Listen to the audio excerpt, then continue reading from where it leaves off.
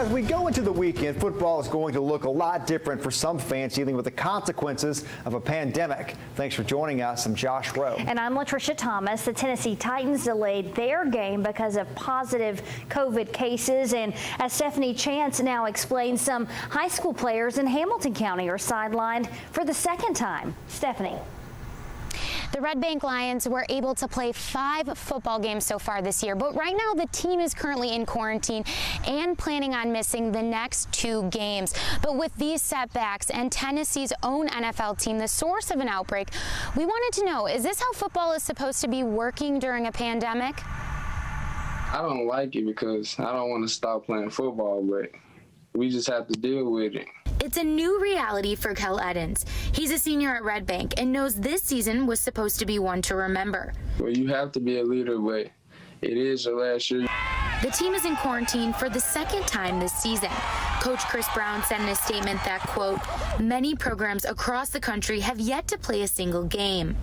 We are fortunate to have played and won 5 games, 4 of them in our own stadium.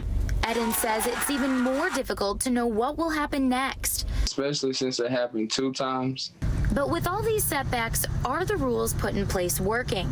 I asked the TSSAA's executive director if he thinks it was a good choice to get kids back out on the field. If you'd have asked me that question back in July, I would have said probably we're not going to have a fall season in any sport. Childress says when the rules are enforced, like making the Red Bank team sit out for 2 weeks after a positive case. Do we get negative comments? Oh, yes.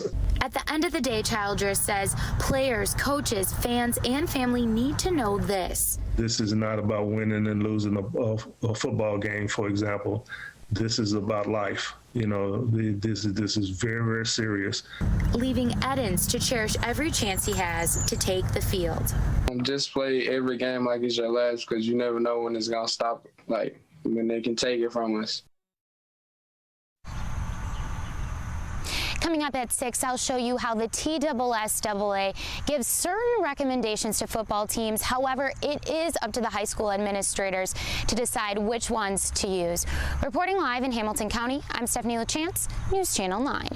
All right, thank you, Stephanie. In Hamilton County schools, all athletic events are limited to 1/3 capacity, require temperature tests, social distancing, and masks. The COVID